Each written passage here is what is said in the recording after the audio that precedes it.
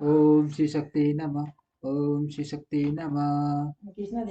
छठी को शिव से वर की प्राप्ति तथा भगवान शिव का ब्रह्मा जी को दक्ष के पास भेजकर छठी का व्रत करना। ब्रह्मा जी कहते हैं, मुने उधर जिस छठी ने आश्विन आश्विन मान के ब्रह्मा जी की अष्टमी विधि को उपवास करके भक्ति भाव से सर्वेश्वर पूजन किया। इस प्रकार दंडा व्रत पूर्ण होने पर नवमी दिन में हुई छठी को भगवान शिव ने प्रत्यक्ष दर्शन दिया। उनका उनका श्री श्री विग्रह विग्रह सर्व सुंदर एवं गौरवन था। उनका शरीर उनका श्री विग्रह शरीर सर्वांग सुंदर एवं गौरवन का था। इसके पास मुख थे और प्रत्येक मुख में तीन तीन नेत्र थे। ने भारत देश में चंद्रमा शोभा दे रहा था। उनका शीत प्रसन्न था और कंठ में नील चिन्ह दृष्टि गोचर होना था। उनके क- उनकी उनकी भुजाएं थी। उन्होंने हाथों में त्रिशूल, बृहत्पाल, वर तथा अभय धारण कर रुके थे। भस्म में अहंकार से उनका सारा शरीर उद्भासित हो रहा था। गंगा जी उनके मस्तक की शोभा बढ़ा रही थी। उनके सभी अंग बड़े मनोहर थे। वे लावण्य के धाम जान पड़ते थे। उनके मुख करोड़ों चंद्रमाओं के समान प्रकाशमान एवं आदजनक थे। उनके अग अग कांति करोड़ों कामदेव देवों को तिरस्कार कर रहे थे तथा उनकी आकर्षित स्त्रियों के लिए सर्वथा ही प्रिय थे। सती ने ऐसे सौंदर्य माधुर्य से युक्त प्रभु महादेव जी को प्रत्यक्ष देखकर उनके चरणों की वंदना की। उस समय उनका मुख लज्जा से झुका हुआ था। तपस्या के पुंज का फल प्रदान करने वाले महादेव जी उन्हीं उन्हीं के लिए कठोर व्रत धारण करने वाली सती को पत्नी बनाने के लिए प्रार्थना करने की इच्छा से रखते हुए भी उनसे इस प्रकार बोले।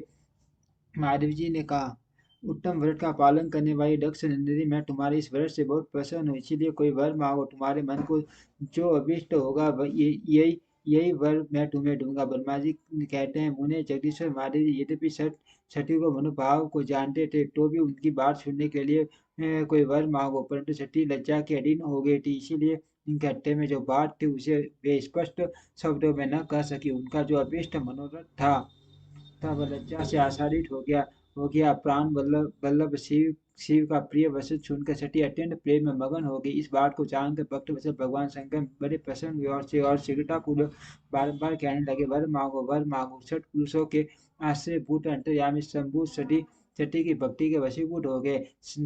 तब सती ने अपनी लज्जा को रोककर महादेव जी से कहा, वर देने वाले प्रभु, मुझे मेरी इच्छा के अनुसार ऐसा वर दीजिए जो टल न सके। भक्त वत्सल भगवान शंकर ने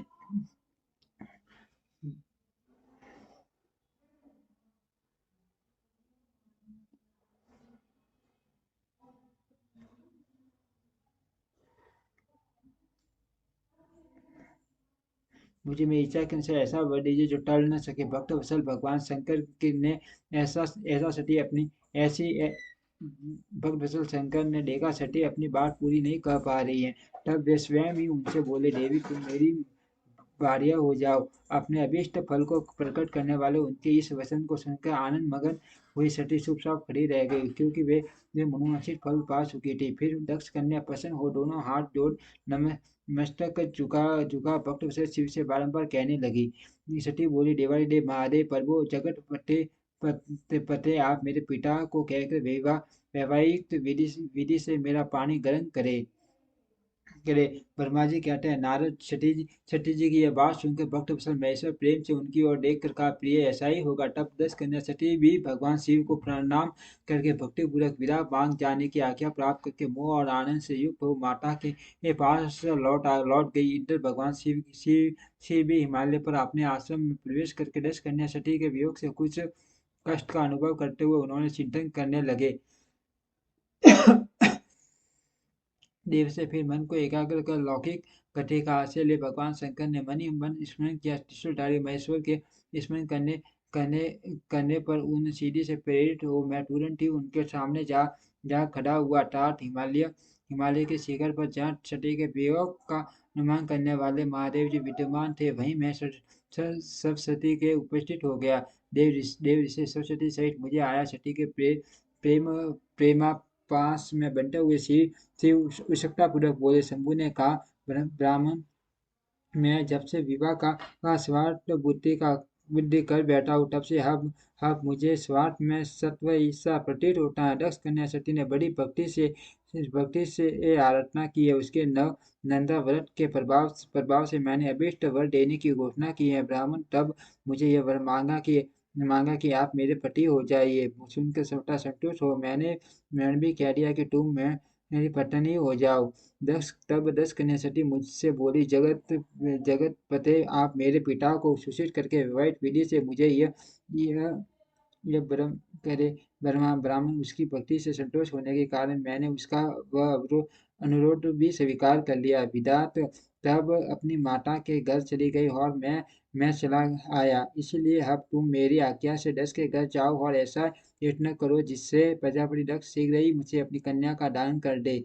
उनके इस प्रकार आज्ञा देने पर मैं करते करते और प्रसन्न हो गया तथा उन भक्त वत्सल विश्वनाथ से इस प्रकार बोला, मुझ बलवान ने कहा, भगवान शंभु, आपने जो कुछ कहा है उस पर भलीभांति विचार करके हम लोग पहले ही उसे सुनिश्चित कर दिया है। बस बस बस इसमें मुख्य देवताओं और मेरा भी इस स्वार्थ है। दक्ष स्वयं ही आपको अपनी पुत्री प्रदान करेंगे, किंतु आपकी आज्ञा में मैं भी उनके सामने आपका संदेश कह दूंगा। किंतु आपकी आज्ञा से मैं भी उनके सामने आपका संदेश कह दूंगा। सर्वेश्वर महाप्रभु महादेव जी, ऐसा कहकर मैं अत्यंत वेगशाली रथ के द्वारा दशरथ के घर जा पहुंचा। नारद जी ने पूछा, भक्तों में श्रेष्ठ महाभक्त विराट बताइए, जब सतीश घर पर लौटकर आई तब दक्ष ने उनके लिए क्या किया? ब्रह्मा जी ने कहा, तपस्या करके मनोवांछित फल वर पाकर सती जय जब डर को लौट गई तब वहां उन्होंने पिता माता को प्रणाम किया। सती ने अपनी सखी के द्वारा माता पिता को तपस्या समिति का सब समाचार करवाया। सखी ने यह भी सूचित किया कि सती को महेश्वर ने वर की प्राप्ति हुई है। वे सती की भक्ति से बहुत संतुष्ट हुए हैं। सखी के मुंह से सारा वृतांत सुनकर माता पिता को बड़ा आनंद हुआ और उन्होंने मान उत्सव किया। उदार सेठा दक्ष और माँ मनस्विनी ने ब्राह्मणों को उनकी इच्छा के अनुसार द्रव्य दिया तथा अन्य अंगों और दिनों को भी धन बांटा। प्रसन्नता बढ़ाने वाली अपनी पुत्री को हृदय से लगाकर माता वारिनी ने उसका मस्तक सूंघा और आनंद मगन होकर उसकी बारंबार प्रशंसा की। तदनंतर कुछ काल व्यतीत होने पर धर्म यज्ञों में श्रेष्ठ दक्ष इस चिंता में पड़े कि मैं अपनी इस पुत्री का विवाह भगवान शंकर के साथ किस तरह करूं। महादेव जी प्रसन्न होकर आए थे, पर वे तो चले गए। अब मेरा पुत्री के लिए वे फिर कैसे कैसे यहाँ आएंगे? यदि किसी को शीघ्र ही भगवान शिव के निकट भेजा जाए तो यह भी सूचित नहीं जान पड़ता कि, क्योंकि यदि वे इस तरह अनुरोध करने पर भी मेरी पुत्री को ग्रहण न करे तो मेरी याचना निष्फल हो जाएगी। इस प्रकार चिंता में पड़े हुए प्रजापति दक्ष के सामने मैं सरस्वती के साथ सहसा उपस्थित हुआ। मुझे पिता को आया देख दक्ष प्रणाम करके विनीत भाव से खड़े हो गए। उन्होंने मुझे स्वयंभू को यथा योग्य आसन दिया। तदनंतर दक्ष ने जब मेरे आने का कारण पूछा तब मैंने सब बातें बताकर उनसे कहा, प्रजापति, भगवान शंकर ने तुम्हारी पुत्री को प्राप्त करने के लिए निश्चय ही मुझे तुम्हारे पास भेजा है। इस विषय में जो श्रेष्ठ करते हैं वो उसका निश्चय करो। जैसे सती ने नाना प्रकार के भावों से तथा सात्विक व्रत के द्वारा भगवान शिव की आराधना की है, उसी तरह वे भी सती की आराधना करते हैं। इसलिए दक्ष भगवान शिव के लिए ही संकल्पित एवं प्रकट हुई अपनी इस पुत्री को तुम अविलंब उनकी सेवा में सौंप दो। इससे तुम करते हो जाओगे। मैं नारद के साथ जाकर उन्हें तुम्हारे घर ले आऊंगा। फिर तुम उन्हीं के लिए उत्पन्न हुई अपनी यह पुत्री उनके हाथों में दे दो। ब्रह्मा जी कहते हैं, नारद, मेरी यह बात सुनकर जिनके मेरे पुत्र दक्ष को बड़ा हर्ष हुआ। वे अत्यंत प्रसन्न ब्रह्मा जी कहते हैं, नारद, मेरी यह बात सुनकर मेरे पुत्र दक्ष को बड़ा हर्ष हुआ। वे अत्यंत प्रसन्न होकर बोले, पिताजी, ऐसा ही होगा। मुझे तब मैं अत्यंत हर्षित हो वहां से उस स्थान को लौटा जहाँ लोक कल्याण में तत्पर रहने वाले भगवान शिव बड़ी उत्सुकता से मेरी प्रतीक्षा कर रहे थे। नारद में मेरे लौट आने पर स्त्री और पुत्री पुटी इन प्रजापति दक्ष के पुण्य काम हो गए। वे इतने संतुष्ट हुए मानो अमृत पीकर पीकर अब आ गए हो। सॉरी यहाँ दिखाई नहीं दिया। ओम श्री शक्ति नमः, ओम श्री शक्ति नमः, ओम श्री शक्ति नमः, ओम